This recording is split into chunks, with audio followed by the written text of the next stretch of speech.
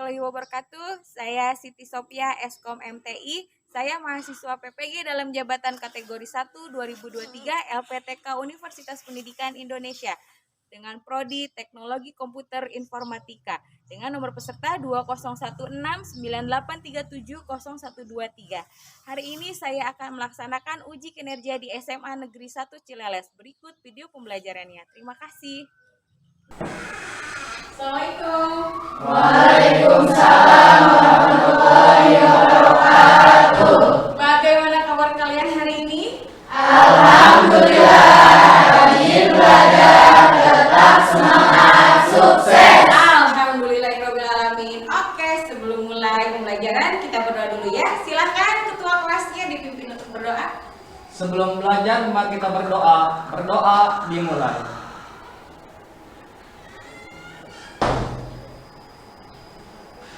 Selesai memberi salam. Assalamualaikum warahmatullahi wabarakatuh. Waalaikumsalam warahmatullahi wabarakatuh. Gimana kondisi lab hari ini? Coba kita cek ya kerapihan dan K3LH-nya. Pakaian kalian oke, sudah lengkap, atributnya ada, gunakan ikat pinggang. Jangan lupa di bawah ada kabel, hati-hati ya anak-anak. Ya, Bu. Baik ya. Nah, sebelum kita mulai, kita isi pretest dulu ya, seperti biasa. Nah, sebelumnya absen dulu sebelum di pretest. Boleh dibuka handphonenya. Ibu sudah mengirimkan link absen online seperti biasa. Sambil ibu absen manual. Nurasana, Surni, Salsa, Septi, Tania, Bunga, Salma, Aulia, Ayu, Levina, Nisa, hadir semua? Alhamdulillahirobbilalamin. Oke, di absen sudah, sekarang dikerjakan pretestnya ya. Waktunya 1 menit.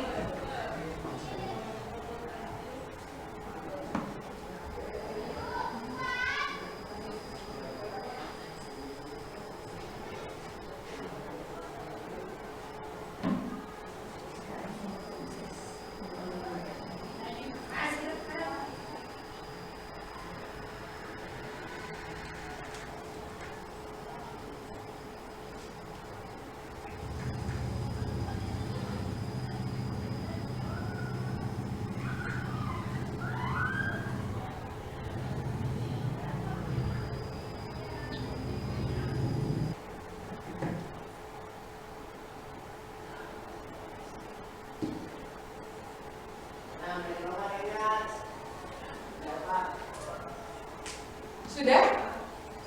Sudah. Baik ya. Biar kalian lebih termotivasi lagi belajarnya, yuk kita nonton dulu sebelum mulai belajar ya. Di sini ada video motivasi tentang sukses tidak datang pada orang yang malas. Disimak ya videonya, kita nonton.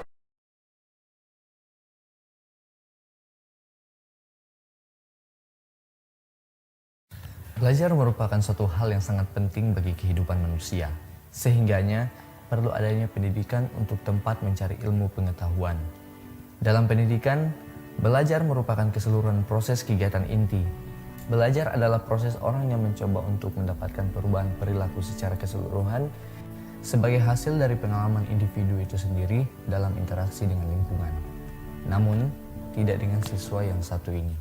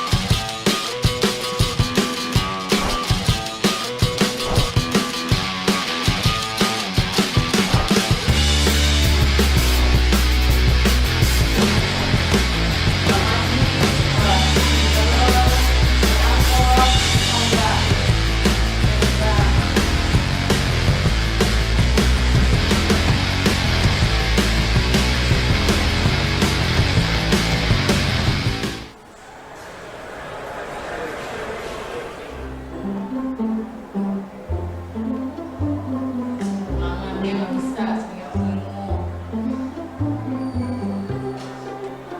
Mahesa ya seperti itu ya.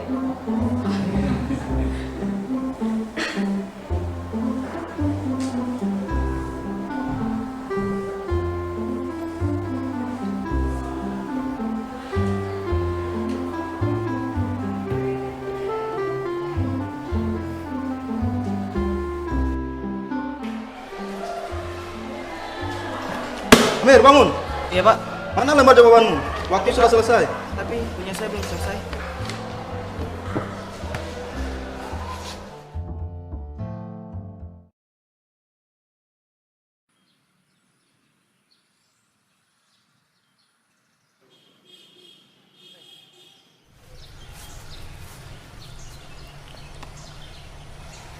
Kamu kenapa? Saat ulangan harian tadi, aku tidak bisa menjawabnya dengan benar.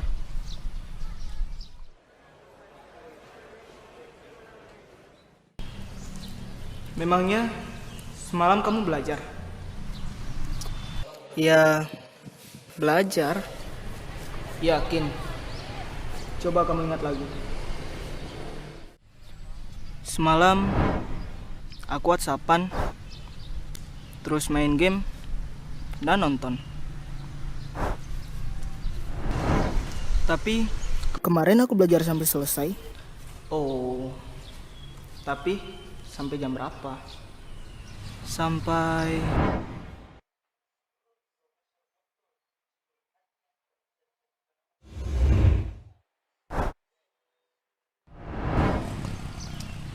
subuh. Iya ya. Harusnya aku Hal sekecil apapun itu janganlah dianggap remeh, termasuk dalam hal belajar. Karena sukses tidak akan diberikan begitu saja kepada orang yang malas. Sukses itu harus diperjuangkan. Memperjuangkannya dengan cara menciptakan kondisi belajar yang baik, mengatur waktu belajar dengan tepat, serta menyelesaikan segala tugas-tugas dan pekerjaan dengan cepat.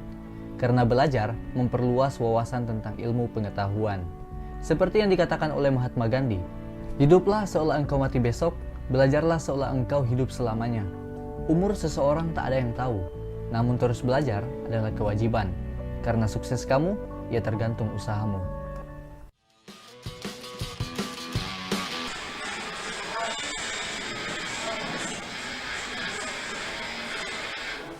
Oke, dari video tadi yang kalian lihat bisa diambil, dipetik hikmahnya apa? Ada yang bisa jawab? Jangan begadang. Iya, betul, jam begadang. Ada lagi? Ayo cepat tangan, selain jangan begadang. Jangan terlalu banyak main game. Betul, apalagi Naila tuh? Jangan malas-malasan. Betul, jangan malas-malasan ya. Jadi tadi ada dia di masa depan, dia datang, dia dapat ilham, duduk dia di lapang, di rumput ya. Kemudian dia merenungi apa saja yang sudah dia lakukan tadi malam sehingga ulangannya tidak selesai. Ada nggak yang seperti itu di sini? Banyak ya. Diperbaiki ya mulai dari sekarang. Siap ya? Siap.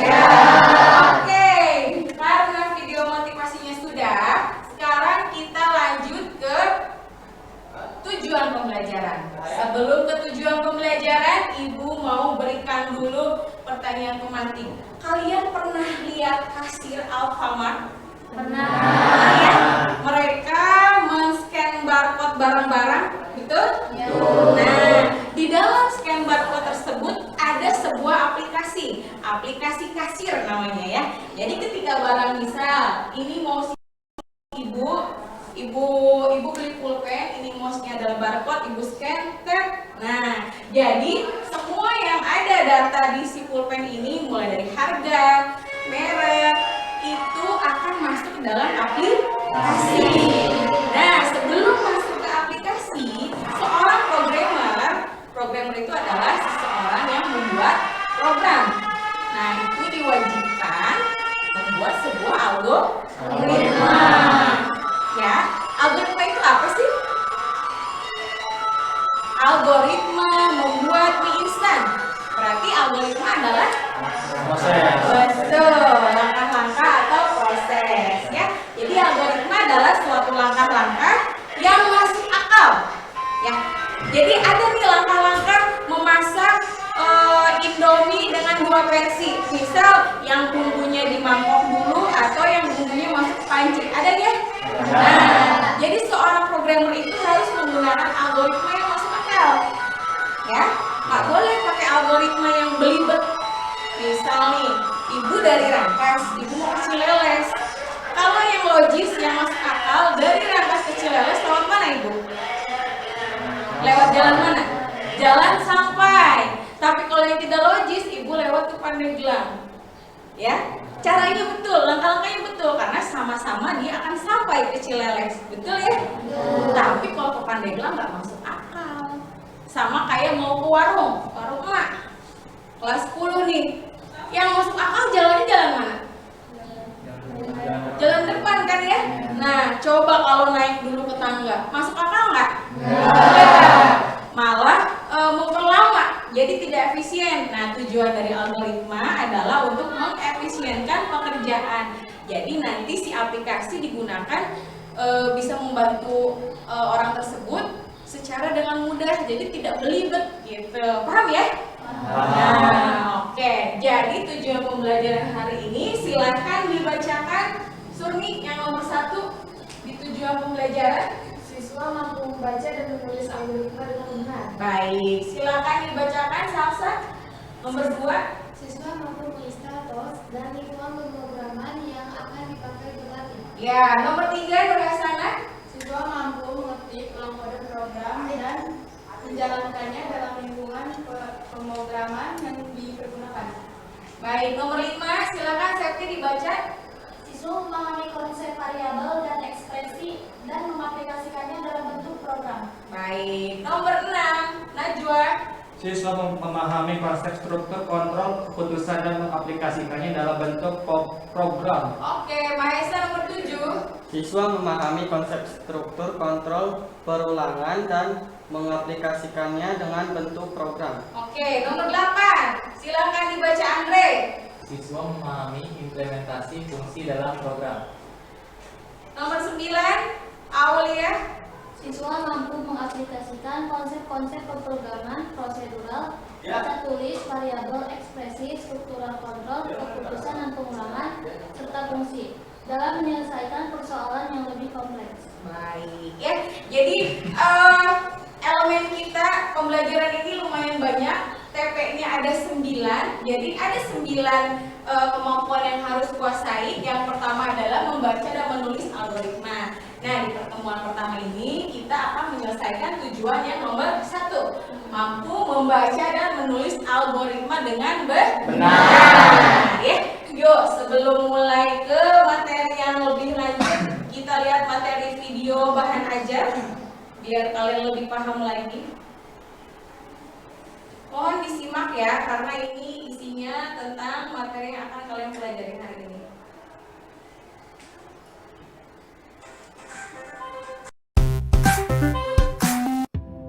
Halo, Assalamualaikum. Saya Siti Sophia Eskom MTI. Saya guru informatika dari SMA Negeri 1 Cileles. Yuk kita belajar bareng-bareng tentang informatika. Let's go! Baik anak-anak, apa kabar kalian hari ini? Hari ini kita akan belajar tentang algoritma pemrograman. Ya, di mana algoritma adalah sebuah perintah yang berurutan dan itu wajib dilakukan oleh seorang programmer untuk memulai sebuah pembuatan perangkat lunak. Nah, di sini Ibu akan menjelaskan tentang struktur awal algoritma. Selamat belajar. Algoritma adalah sebuah urutan atau langkah-langkah yang masuk akal atau logis. Penyajian algoritma terdiri dari 2, yaitu penyajian dalam bentuk teks dan gambar. Untuk teks, contohnya adalah ada naratif, bahasa manusia, dan ada pseudocode, yaitu bahasa mesin atau yang lebih dikenal dengan bahasa pemrograman. Kemudian, untuk gambar itu adalah flowchart, jadi sebuah bagan alir. Untuk contoh naratif atau bahasa manusia adalah bahasa yang kita gunakan sehari-hari. Di sini contohnya adalah menghitung luas segitiga. kita deskripsikan dengan bahasa kita sendiri ya anak-anak. Misal, langkah pertama untuk menghitung luas segitiga adalah membaca nilai alas. Alas sama dengan 6, kemudian tingginya ada 2, kemudian hitung luas yaitu alas dikali tinggi dibagi 2, berarti 6 dikali 2 dibagi 2. Kemudian cetak hasil luas, hasilnya adalah 12 dibagi 6 yaitu 2. Kemudian selesai, seperti itu anak-anak. Jadi diterangkan. Nah ya, sambil Ibu jelaskan, jadi di dalam algoritma itu penyajiannya atau bentuk penyajian si algoritma ini itu terbagi menjadi 2. Yang pertama ada teks dan gambar. Nah untuk teks itu terbagi lagi menjadi 2. Ada naratif ya, atau bahasa manusia. Jadi bahasa kita sehari-hari. Nah, yang tadi dicontohkan, algoritma membuat mie instan. Langkah pertama adalah siapkan panci, siapkan air, siapkan mie instannya. Kemudian masukkan air ke panci, nyalakan kompor, tunggu hingga mendidih, masukkan mie, masak sampai matang. Kemudian tuangkan bumbu ke mangkok. Kemudian tuangkan mie ke mangkok, dikasih kuah, mie siap dihidangkan. Nah, itu adalah bahasa manusia atau naratif. Ya. Nah, coba Ibu mau siapa yang berani memberikan contoh bahasa naratif untuk algoritma kegiatan sehari-hari? Misal kegiatan membuat kopi. Ayo awak, kasih contohnya algoritma membuat kopi pakai bahasa kita, bahasa manusia. Langkah pertama itu mulai, Tuh. yang kedua baca lingkarannya. Kopi, menyeduh kopi. Oh, menyeduh. Iya, menyeduh kopi. Gimana kamu kalau bikin kopi? Kalau secara naratif atau secara Naratif. Oh, itu apa? Secangkir gelas. Iya. Buka apa? Kopinya. Kopi, betul. Masukin ke gelas. Ya. Masak air sampai mendidih. Iya. Tuangin. Ya. Langsung diminum. Siap. Ya. Ada yang mau kasih pendapat lain nggak cara buat kopi selain awak? Yo, yang berani siapa? Aul? Versi Aul bikin kopi gimana? Langkah pertama menyiapkan gelas, langkah kedua menyiapkan saset kopi dan juga susu, langkah ketiga memasukkan bubuk kopi dan juga susu, langkah ketiga memasukkan air panas, lalu langkah keempat yaitu mengaduk dan selesai. Nah, ada perbedaannya antara awak dan Aul. Awak tidak diaduk, Aul ada diaduk. Jadi yang logis yang mana? Yang diaduk atau yang tidak diaduk? Yang diaduk. Kebayang kalau nggak diaduk, ya. Nah itu dia. Jadi algoritma itu harus benar-benar sedetail itu yang bisa membuat si user lebih efisien atau lebih gampang dalam pengerjaannya. Paham ya anak-anak ya? Nah yang kedua selain teks, selain naratif ada pseudocode. Pseudocode itu jadi nanti menggunakan bahasa-bahasa pemrograman. Nanti kita pelajari di yang selanjutnya. Oke, karena naratif sudah paham, kita lanjut. Kemudian ada pseudocode atau bahasa mesin. Ini adalah bahasa yang hanya dimengerti oleh komputer. Jadi kita harus mendeskripsikan semua algoritma yang kita buat ke dalam pseudocode atau bahasa mesin agar bisa dimengerti oleh komputer. Nah, di sini ada contoh penulisannya. Kita masih menggunakan contoh untuk menghitung luas segitiga. Yang pertama ada input alas, kemudian ada input dalam kurung tinggi, kemudian untuk menghitung luas sama dengan alas dikali tinggi dibagi 2, kemudian ada output sama dengan luas. Jadi pseudocode ini disesuaikan dengan jenis bahasa pemrogramannya ya anak-anak.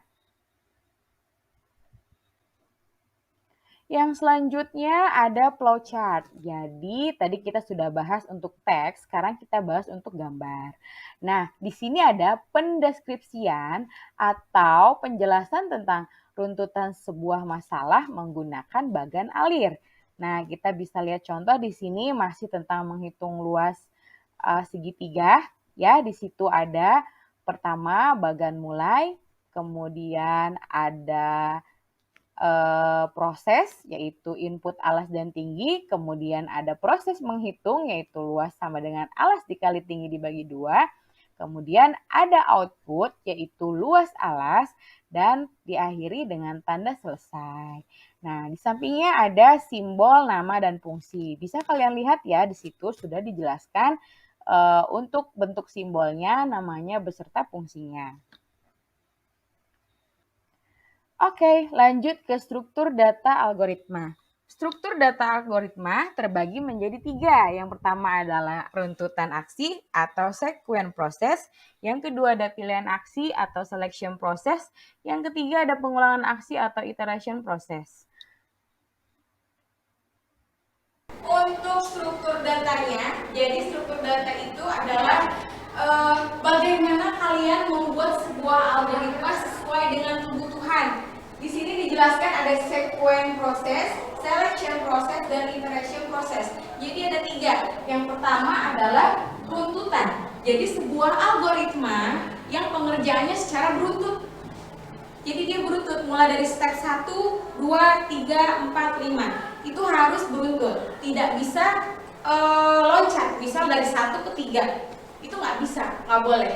Kira-kira algoritma apa yang seperti ini, yang tidak boleh dilewat step by stepnya? Ya, kira-kira apa? Kalau sholat, benar nggak?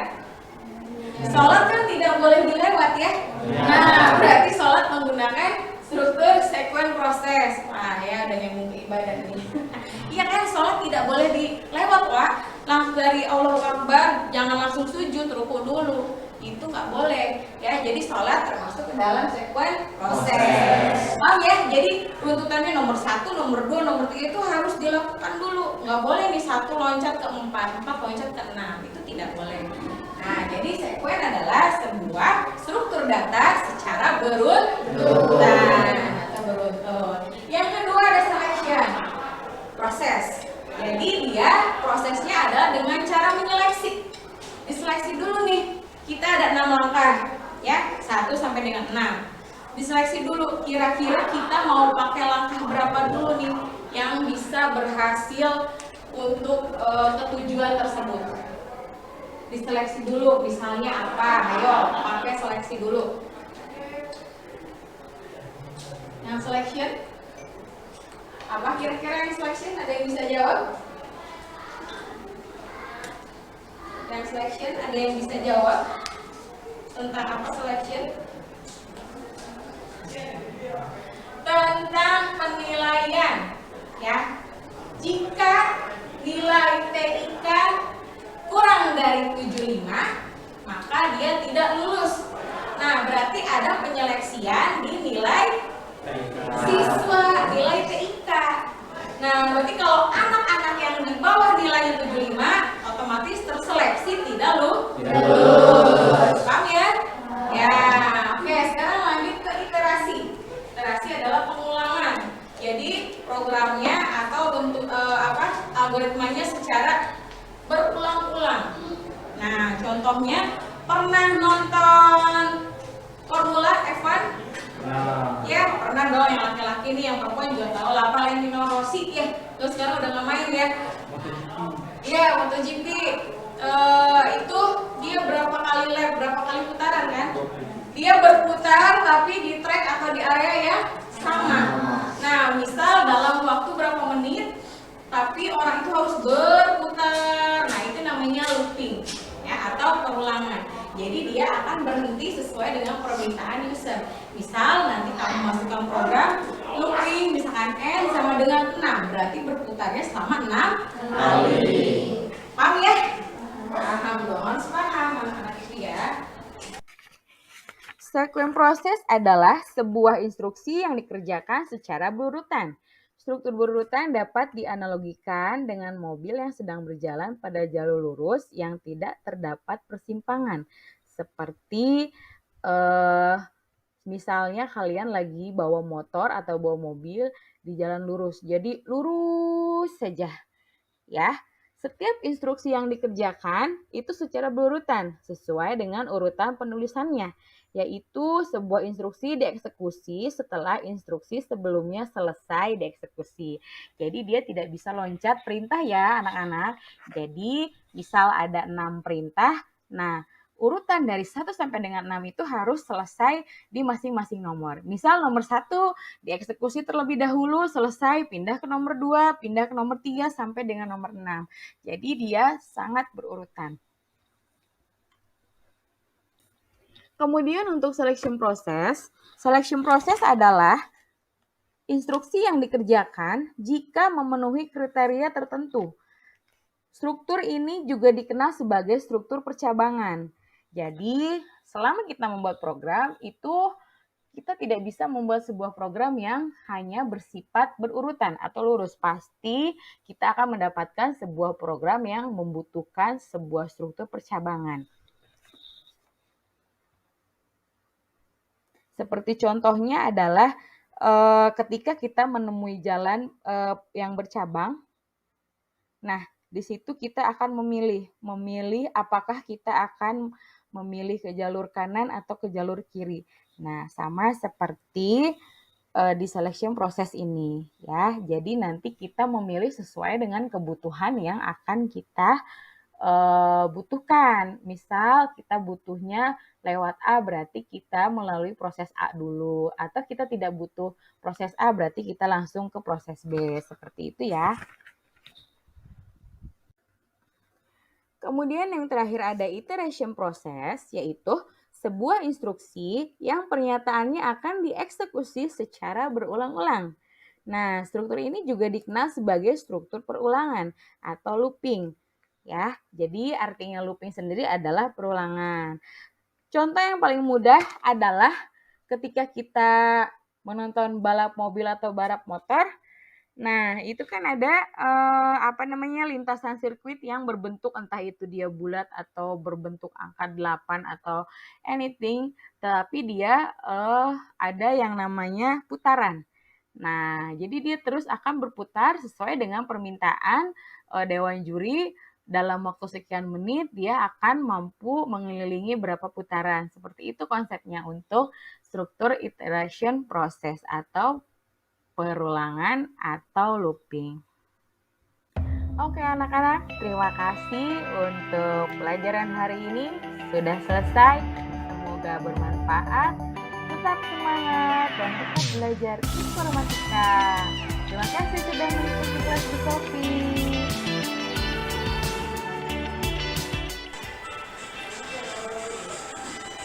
Ya, sudah disimak ya video ajarnya. Oke, jadi sudah siap mengerjakan tugas? Siap. Baik, nanti Ibu akan berikan LKPD, satu LKPD untuk satu kelompok. Ya, nanti Ibu akan bagi kelompoknya secara heterogen. Jadi nanti bercampur. Ibu tetapkan ketuanya, ya berdasarkan pilihan Ibu. Untuk kelompok yang pertama ada kelompoknya Septi, kelompok kedua ada kelompoknya Salsa, kelompok 3 ada kelompok Aul, kelompok 4 ada kelompoknya Najwa. Ya, boleh silakan teman-temannya mencari pasangannya di kelompok. Yuk.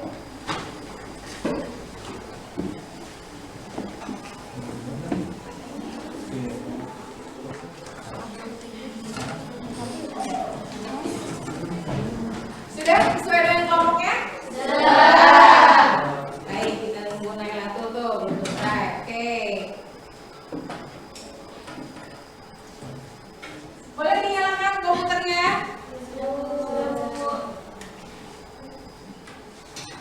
Oke, anak-anak coba dilihat di LKPD. Dilihat di LKPD-nya. Di dalam LKPD, di situ tertulis langkah kerja. Yang pertama adalah kalian mencari tahu tentang informasi algoritma, ya, struktur datanya yang tadi ada flowchart, ada sequence, selection, dan iterasi. Ya, ada empat tugas yang harus kalian kerjakan. Nah, ini ada 4 kelompok, berarti Ibu bagi 4. Yang flowchart Ibu bagi ke kelompoknya Aulia, selection Ibu bagi ke Salsa, terus yang sequence Ibu bagi ke Levina, kemudian yang iterasi Ibu bagi ke Najwa. Kalian cari informasi sebanyak-banyaknya beserta contoh algoritmanya, ya. Oke, dikerjakan sekarang. Kalau sudah selesai, hasilnya dibuat di kanvas. Setelah itu kita presentasi. Baik, silakan dikerjakan. Siap, Bu. Ya, waktunya 35 menit. Bisa ya? Bisa. Oke, sip. Silakan kerjakan. Apa-apa itu? Dibuka aja Google dari gambarnya.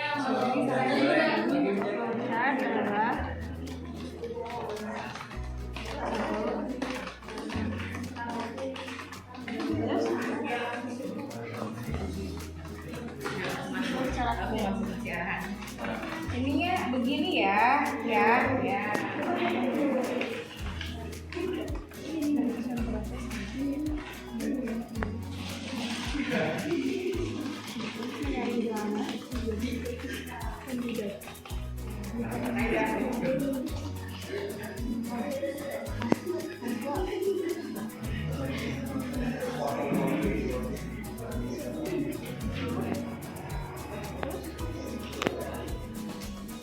Sudah selesai? Oke, jadi ada cara kerja sama bentuk bagan alirnya ya. Iya, Bu.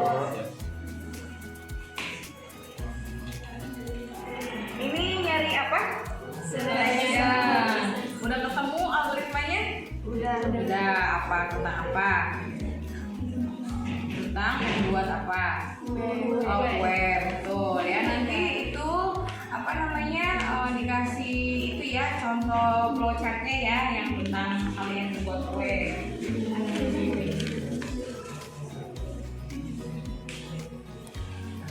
Yang ini Proses iterasi, Bu. proses iterasi. Buat apa? Algoritmanya tentang apa? Enggak, yang kamu kerjakan. Tentang while. Oh, tentang perulangan while. Iya. Ya, jadi berhitung menggunakan while. Ya, nanti jangan lupa contoh bagannya dimasukkan ya. Siap. Oke. Satu kelompok lagi. Mana Ibu periksa? Yang ini, wah bagus ini ya. Nah, yang ini tentang apa? Sequence. Betul. Sequence proses kegiatannya apa algoritmanya? Menghitung luas lingkaran. Siap, penghitung luas lingkaran. Nanti ada itunya ya, flowchartnya dimasukkan ya. Ya, biar nggak ngantuk nih kelompoknya awal kita main. Ya, kita main 1, 2, 3, dor. Kelipatan 4, bilang dor. 4, 8, 12, dan selanjutnya bilang dor. Siap ya, 1, 2, 3, lihat tunjuk Ibu. 1, 2. Ulangnya lagi. 1, 2. Ulangnya lagi.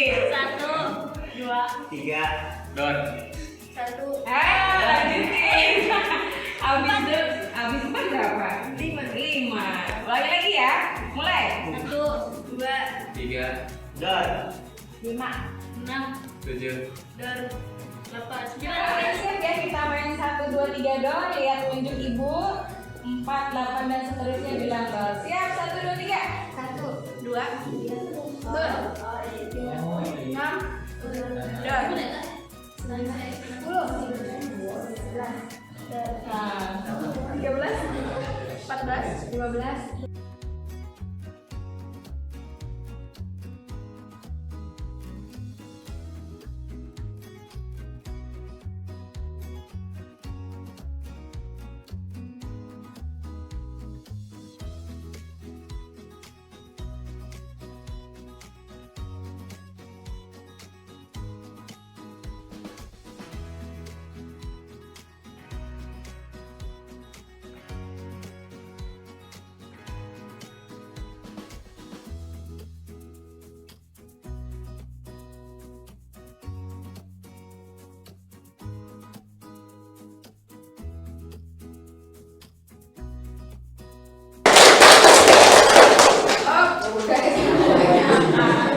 Mau eksperimen lagi nggak?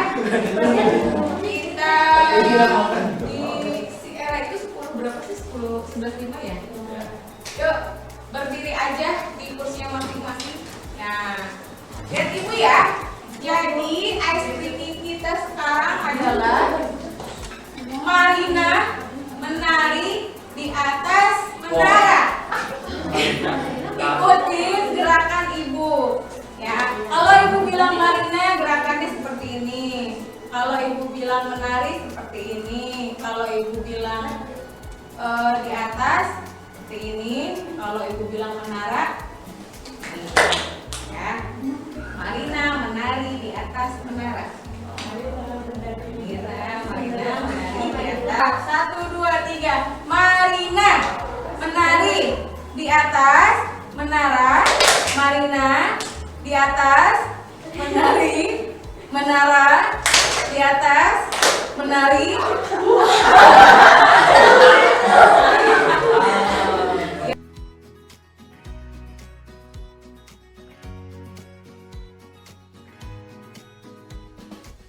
Di atas menara, ya. Oke, boleh duduk lagi biar gak ngantuk, ya.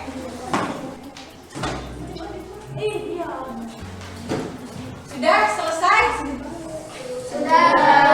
Oke, kita mulai presentasi ya.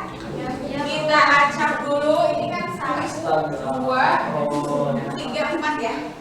Siap ya? Cap cincuk kelompok mana yang akan maju terlebih dahulu? Oke.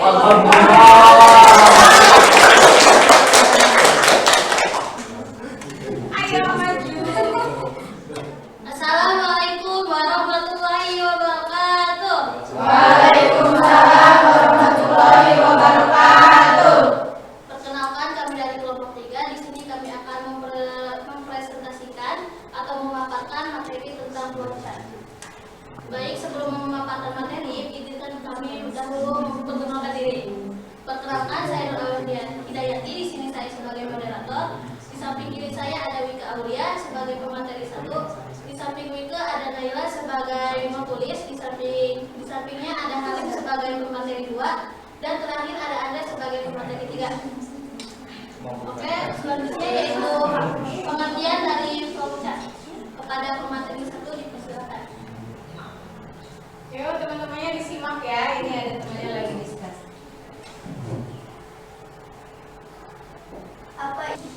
Apa itu flowchart? Flowchart adalah diagram yang menggambarkan langkah-langkah dan juga solusi atau keputusan yang dilakukan di dalam sebuah program. Baik, tadi pengertian dari flowchart sudah dijelaskan. Selanjutnya yaitu cara kerja flowchart akan dijelaskan oleh Halim, yaitu pemateri 2.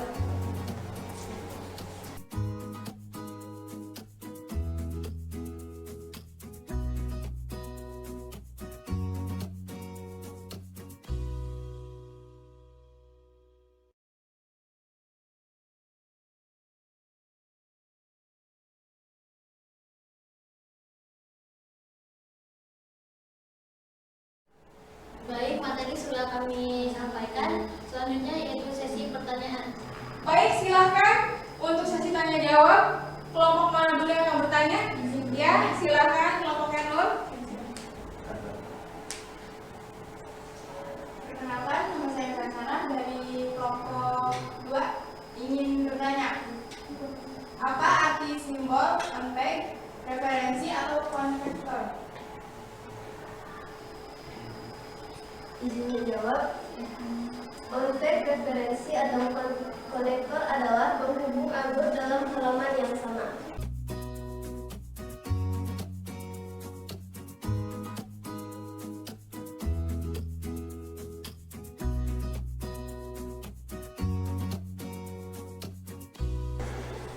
Sudah selesai ya? Tidak ada yang bertanya lagi? Sudah, Bu. Ya, baik. Ditutup dulu, Paul. Terima kasih kepada yang sudah bertanya dan juga sudah mendengarkan. Kami sudahi presentasi kami kali ini. Wassalamualaikum warahmatullahi wabarakatuh. Waalaikumsalam. Baik, kita lanjut kelompok yang kedua. Kita cap cincuk lagi ya. Cap cincuk, kelompok mana yang akan maju kedua? Oke, kelompok Sakti maju silakan. Assalamualaikum warahmatullahi wabarakatuh.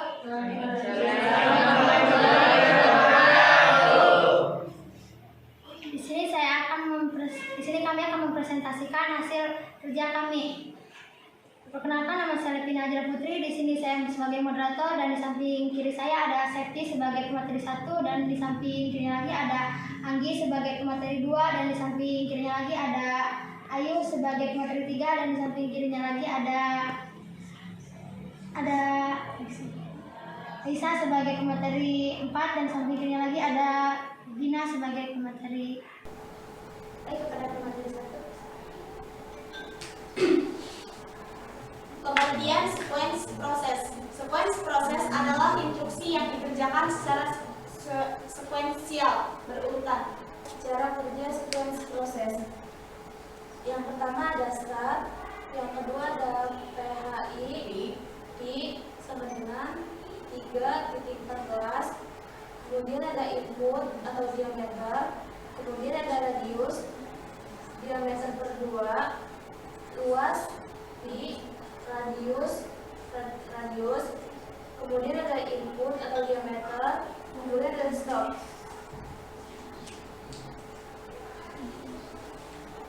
Sebentar, kelompoknya Septi. Jadi ini flowchartnya tentang apa? Menghitung ruas lingkar. Oke, silakan dilanjutkan.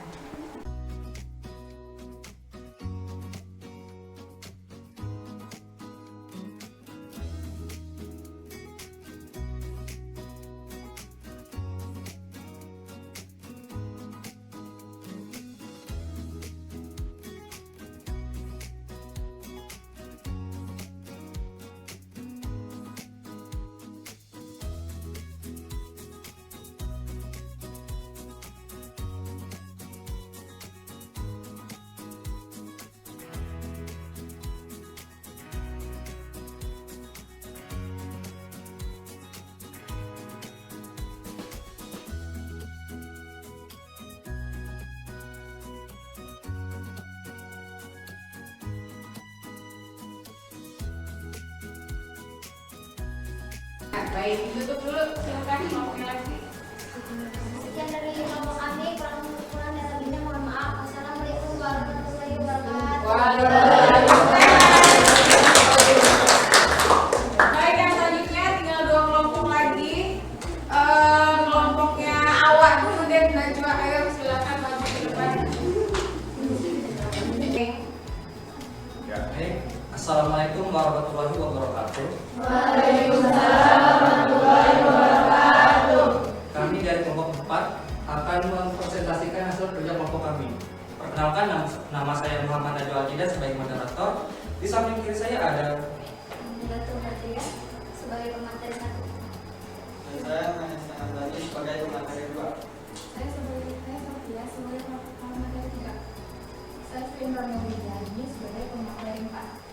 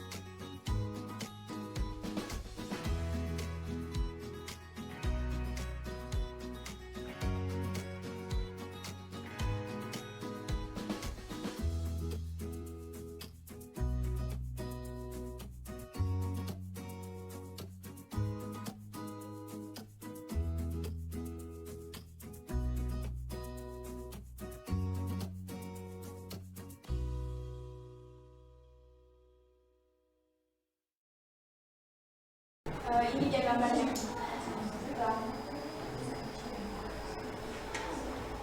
Materi telah disampaikan, sekarang sesi tanya jawab. Silakan ada yang bertanya. Yang bertanya? Ya, Andre dulu ya. Silakan, kelompok Andre. Izin bertanya, apa yang dimaksud dengan selection process?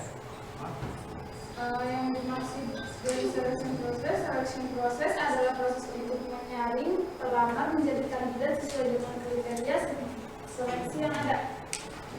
Baik, yang selanjutnya kelompok terakhir. Perkenalkan, nama saya Mas Hamdani dari kelompok 4. Ingin bertanya tentang apa itu selection dalam algoritma. Izin menjawab, apa itu selection dalam algoritma adalah selection adalah proses seleksi atau pemilihan solusi masalah yang paling tepat. Ya, tuh. Sudah cukup ya pertanyaannya? Sudah. Baik, silakan ditutup, Salsa. Baik, hanya itu yang dapat kami sampaikan. Kurang lebihnya mohon maaf. Wabillahi taufiq wal hidayah. Wassalamualaikum warahmatullahi wabarakatuh. Waalaikumsalam. Oke, anak-anak, presentasinya sudah selesai. Baik, akan ibu nilai kelompoknya. Untuk kelompok yang pertama, itu ada kelompok siapa tadi yang maju? Kelompoknya Aulia, ibu beri nilai 80. Untuk penguasaan materi sudah oke, pembuatan kampanye juga sudah bagus. Kemudian kelompok yang kedua, yang maju tadi siapa? Kelompoknya Levina, ibu beri materinya sudah bagus, kampanye juga sudah bagus, ibu beri nilai 80. Untuk yang ketiga, kelompoknya Najwa, ya, ibu beri nilai 75, ya, masih ada catatan. Ya, tapi nilainya sudah cukup, cuma nanti diperbaiki lagi. Untuk kelompok terakhir juga sudah bagus, ibu beri nilai 80. Oke, tepuk tangan untuk kita semua. Silakan kembali ke tempatnya masing-masing, dibawa oleh kursinya dirapikan lagi. Baik, sudah ya. Nah, karena kalian sudah mengerjakan LKPD, sekarang waktunya kita mengerjakan post-test. Di awal ada pre-test, yaitu sebuah untuk mengukur kemampuan kalian di awal belajar. Nah, nanti hasilnya bagaimana? Sekarang ibu akan mengukur kemampuan kalian setelah belajar. Silakan dibuka di WA group, sudah ibu kirim linknya. Boleh dikerjakan prosesnya, 1 menit selesai ya. Iya, silakan dikerjakan.